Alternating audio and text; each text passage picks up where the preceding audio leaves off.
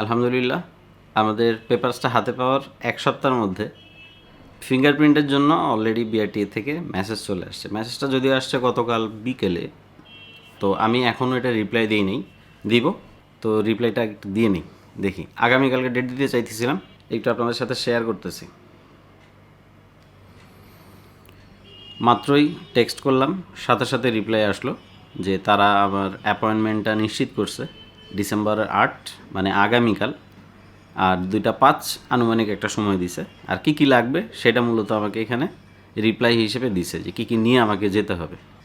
আমি চাচ্ছিলাম প্রত্যেকটা জিনিস শুরুতে যারা বাইক কিনে, সেটা এই ধরনের বাইক না হোক, যে কোনো বাইক, তাদের মনে একটা প্রশ্ন থাকে যে কোনটার পর কোনটা, কোনটার পর কোনটা। এই জিনিসগুলো আমি চাচ্ছিলাম শেয়ার করার জন্য, আর শেয়ার করার উদ্দেশ্যেই মূলত এই ব্লগগুলো করতেছি। আশা করতেছি কারো না কারো হেল্প হবে ইনশাল্লাহ। ঠিক আছে, কালকে ফিঙ্গারের জন্য আবার যুদ্ধ শুরু। তো যেমন কথা তেমন কাজ। এখন ঘড়িতে দুপুরই বলা যায়, আর বের হয়েছি আমার পুরনো সিভিয়ার নিয়ে। যদিও স্পেসিফিক কোনো কারণ নাই, মূলত অনেক দিন যাবত এই বাইকটা চালানো হইতেছে না, এই কারণেই এটা নিয়ে বের হওয়া। আর ফিঙ্গারে অনেকেই প্রবলেম মনে করে, তাই আমি ভাবলাম আজকে একটু প্রসেসটা আপনাদের দেখাই। আর এই ভিডিওগুলো আপনার সাথে শেয়ার করার একটাই কারণ হইতেছে, যারা প্রথমবার বাইক কিনতেছেন তাদের অনেকের মধ্যেই প্রশ্ন আসে যে আসলে কোনটার পর কোনটা। অনেক সময় ভয় পাই আমরা, আর বিআরটিএ বা সরকারি কাজগুলোতে তো একটু ভয়ের পরিমাণটা বেশি। তো ভাবলাম এগুলো আপনাদের সাথে শেয়ার করি, হয়তো বা কাজে লাগবে। আমি একজন নতুন মানুষ হিসেবে কিভাবে বিআরটিএতে কাজ করতে পারবো সহজে, সেটাই আপনাদের সাথে সেইভাবেই দেখানোর চেষ্টা করতেছি।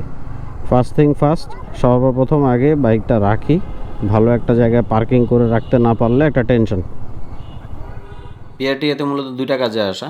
একটা হচ্ছে আজকে ফিঙ্গারপ্রিন্টের জন্য নতুন বাইকের, আরেকটা হচ্ছে আমার ড্রাইভিং লাইসেন্স রিনিউ করতে দিয়েছিলাম। সেই রিনিউর জন্য যেই সময়টা আমাকে দিয়েছিল, সেই সময় প্রায় শেষের দিকে, সেটারও আপডেট নেওয়ার জন্য।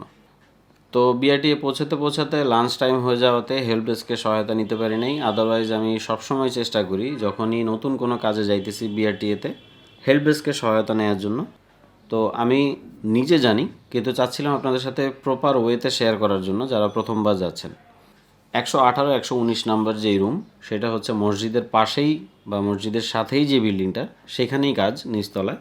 প্রথমে আপনাকে 118 নম্বর রুমে যাওয়া লাগবে, আর সাথে আপনার ডকুমেন্ট বলতে অরিজিনাল এনআইডি কপি যেটা, সেটা আপনাকে রাখা লাগবে, এবং এনআইডির 1 কপি ফটোকপি, সাথে বাইকের রেজিস্ট্রেশন সনদপত্র বা অ্যাকনোলেজমেন্ট পেপার, এটা আপনাকে সাথে নিয়ে যাওয়া লাগবে। এরপরে ভেতরে যেয়ে সেখান থেকে সিরিয়াল নিতে হবে। বেশিরভাগ সময় দেখা গেছে ফিঙ্গারের সিরিয়াল খুব বেশি থাকে না। আমি যখন করছি, কমপ্লিট করতে আমার 10 মিনিট সময় লাগছে, এবং আমাকে পাশের রুমেই 119 নম্বর রুমে যাওয়ার জন্য বলল, যেখানে মূলত ফিঙ্গার আর ছবি তোলার যে কাজটা কমপ্লিট করে।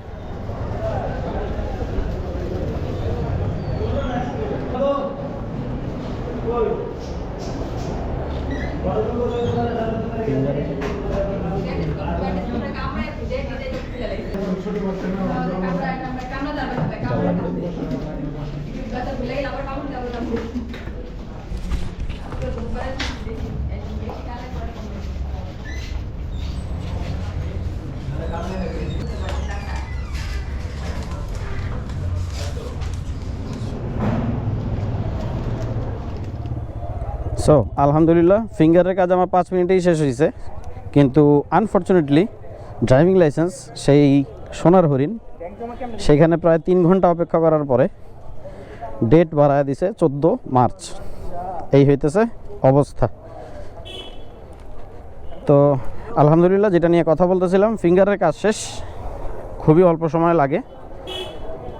বিআরটিএতে আসার পরে যারা প্রথমবার আসবেন তারা করবেন কি, সরাসরি এখানে যে 119-এ চলে আসবেন ফিঙ্গারের জন্য। 119-এ এসে তাদের কাছে ফটোকপি দিতে হবে, রেজিস্ট্রেশন সার্টিফিকেট, এটার ফটোকপি, আর এনআইডির ফটোকপি, সাথে এনআইডি অরিজিনাল কপিটা। এটা তাদের কাছে দিলে তারা আপনার ফিঙ্গারের জন্য ভেতরে সিরিয়াল দিবে। লোকজন কম থাকলে ইনস্ট্যান্ট হয়ে যাবে, 5 মিনিটের বিষয়। এরপর আর কোনো কাজ নাই, সোজা টাটা বাই বাই। সো বাইকের যেহেতু টুকিটাকি সবগুলো কাজ করতেছি, অলরেডি চলমান অবস্থায় আছে। এর মাঝে দেখা গেছে চলে না, কিন্তু তারপরেও প্রায় 900 কিলো চলতেছে। কোম্পানির 4টা ফ্রি সার্ভিসিং আছে, এর মধ্যে প্রথম যে সার্ভিসিংটা সেটা নিয়ে নিব, তাই একই সাথে বের হয়েছি সার্ভিসিং, ইঞ্জিন অয়েল এবং টুকিটাকি যে কাজগুলো আছে, কিছুই নাই, তারপরও আর কি মনের একটা শান্তি সেই জন্য। আর অলরেডি একটু ঠান্ডা ঠান্ডা ভাব, আমিও জ্যাকেট পরে ফেলছি। আর জ্যাকেট বলতে জ্যাকেট না, একটু পাতলা কাপড়ের কিছু। যাই হোক, খুব মজার একটা ওয়েদার। তো যাইতেছি ইউনাইটেড বাইক স্টেশনের সার্ভিস সেন্টারে। তাদের সাথে আগেই যোগাযোগ হয়েছিল, যদিও এখন বাজে প্রায় 11:15, একটু লেট হয়েছে, বাট প্যারানাই চিল। তার কারণ তেমন কোনো কাজ আজকে রাখি নেই, শুধু সার্ভিসিংয়ের জন্যই। সো চলেন আগে যাই ইউনাইটেড বাইক স্টেশনের সার্ভিস সেন্টারে। যাই হোক, কথা বলতে বলতে চলে আসছি ইউনাইটেড বাইক স্টেশনে। এখন সার্ভিস সেন্টারটা কোথায় আমি জানি না, একটু কথা বলে দেখি আগে। এদিকেই হবে বললো তো, কাছাকাছি।